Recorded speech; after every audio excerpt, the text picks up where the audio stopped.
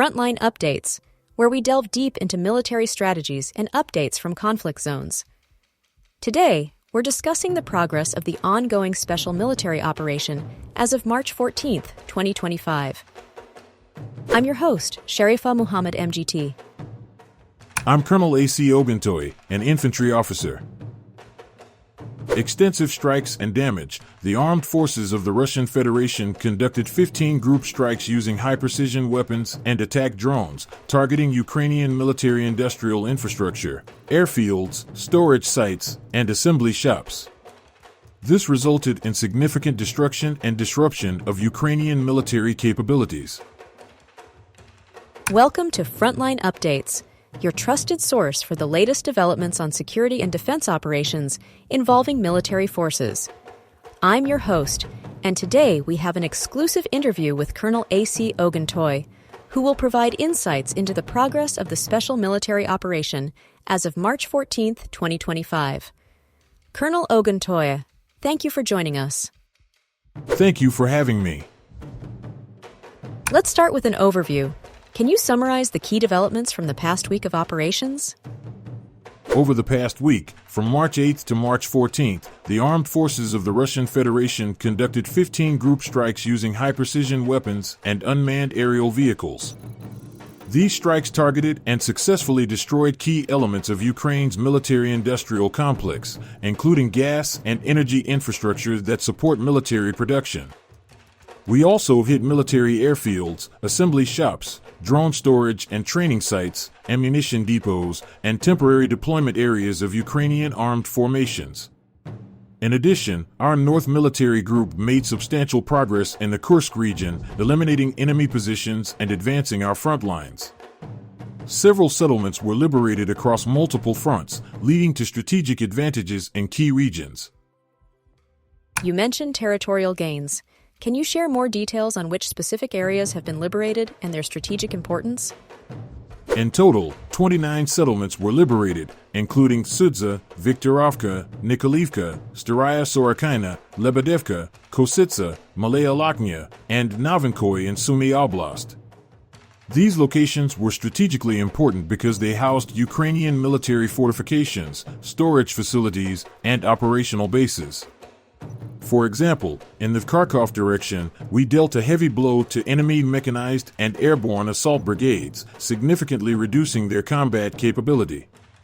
In the west and south sectors, our forces continued to press forward, securing new positions and improving tactical control over critical routes.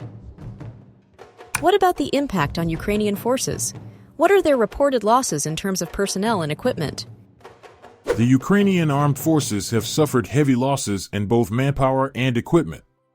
Over the past week alone, enemy casualties exceeded 2,315 servicemen in the north sector, over 1,585 in the west, 1,815 in the south, and more than 3,540 in the center.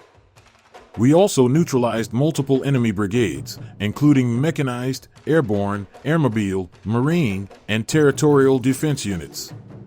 In terms of equipment losses, Ukrainian forces have lost 7 tanks, 111 armored combat vehicles, 140 transport vehicles, and over 50 field artillery guns in just one theater of operation. Across different sectors, Leopard tanks, HIMARS multiple launch rocket systems, electronic warfare stations, and ammunition depots have been destroyed. That's a substantial number of losses on the Ukrainian side. Were there any notable engagements where Russian forces encountered strong resistance? Yes, one of the more intense engagements occurred in the Kursk region, where Ukrainian forces attempted to counterattack. However, our North Military Group successfully repelled their advance, eliminating enemy units in Gabelevka, Gornal, Gavo, Zayeloshenka, and Rubenshkina. Our forces also struck key Ukrainian positions in Sumy Oblast, neutralizing multiple mechanized brigades. Despite attempts by Ukrainian forces to regain lost ground, our superior strategy, combined with precise air and artillery strikes, ensured that we maintained the upper hand. Speaking of airstrikes, can you elaborate on the role of air power in the recent operations? Air power has played a decisive role in weakening enemy positions. Our air defense systems successfully intercepted and shot down a MiG-29 fighter jet, 27 JDAM guided air bombs, and multiple long-range Neptune missiles. We also neutralized 1,135 aircraft-type drones, which Ukraine has increasingly relied upon for reconnaissance and attacks. In addition, tactical and strategic aviation has continuously supported ground troops by targeting Ukrainian supply lines, command centers, and fortified positions. That's a significant air defense operation. Looking ahead, what is the next phase of the military operation? Our forces will continue to press forward and consolidate gains. The objective is to maintain momentum, neutralize remaining enemy resistance, and secure additional key locations. At the same time, we remain vigilant against Ukrainian counteroffensives. While they have suffered severe losses, they continue to receive Western military aid, including advanced equipment and artillery. Our focus will be on disrupting their supply chains, neutralizing reinforcements, and securing strategic points in contested regions. Given the ongoing international response, how does this impact your operational strategy? We are fully aware of foreign involvement in terms of military aid and intelligence support to Ukraine. However, our operations remain focused, precise, and adaptable to any new developments. We continuously assess enemy tactics, weapon supplies, and strategic movements to ensure that we maintain operational superiority. Moving east, what are the latest updates from the East Group of Forces? The East Group of Forces has recently achieved significant progress in the Donetsk People's Republic. Notably, our units have liberated the settlements of Dnieperenergia and Constantinople. In these operations, we successfully engaged and defeated formations from 4 mechanized brigades of the Ukrainian Armed Forces, a Marine brigade, and 3 territorial defense brigades.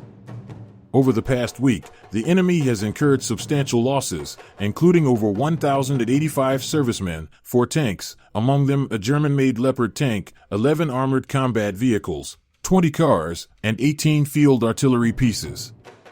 Additionally, we have neutralized 2 electronic warfare stations. And what's the situation with the DNEPR Group of Forces? The Dnieper Group of Forces has been actively engaged in operations along the eastern bank of the Dnieper River.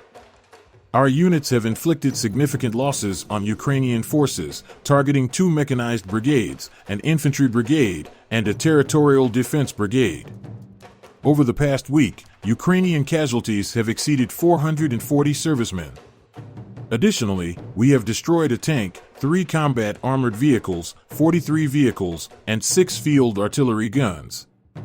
Our forces have also successfully neutralized 6 electronic warfare stations and demolished 5 ammunition depots.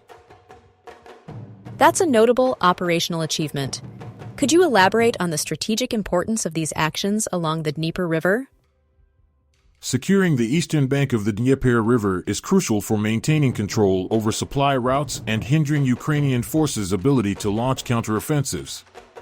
Our operations aimed to disrupt enemy logistics, degrade their combat capabilities, and ensure the security of our defensive positions in the region. Are there any specific challenges the DNEPR Group is currently facing in this theater of operations? The primary challenges include navigating the complex riverine terrain and countering Ukrainian attempts to establish bridgeheads across the Dnieper. However, our forces are well prepared and continue to adapt to the evolving battlefield dynamics to maintain our strategic advantages. Finally, let's discuss the situation in the Kursk region. What's the latest? The Kursk region has seen significant changes recently.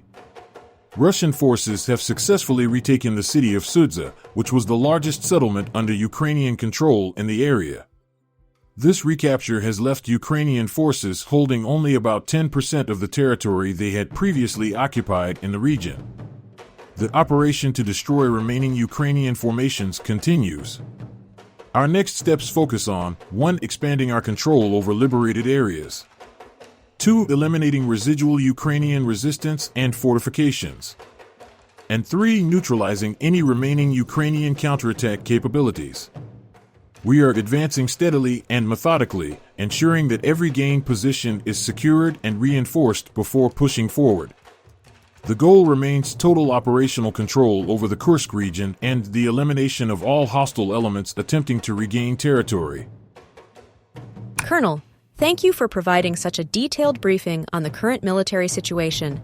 Your insights are invaluable to our understanding of the conflict's dynamics. And thank you to our listeners for tuning in. Join us next time as we continue to provide up-to-date coverage on global military affairs. Stay with us for more updates and expert analyses on global defense and security issues. Stay informed, stay secure. Thank you. It's important for people to understand the progress and realities of this operation. Expect further operations aimed at 1. Suppressing remaining Ukrainian defensive positions. 2. Preventing reinforcements from arriving to aid their weakened forces. And 3. Eliminating any remaining supply hubs in the region. The momentum is firmly in our favor, and we will continue to execute operations decisively until the objectives are fully achieved.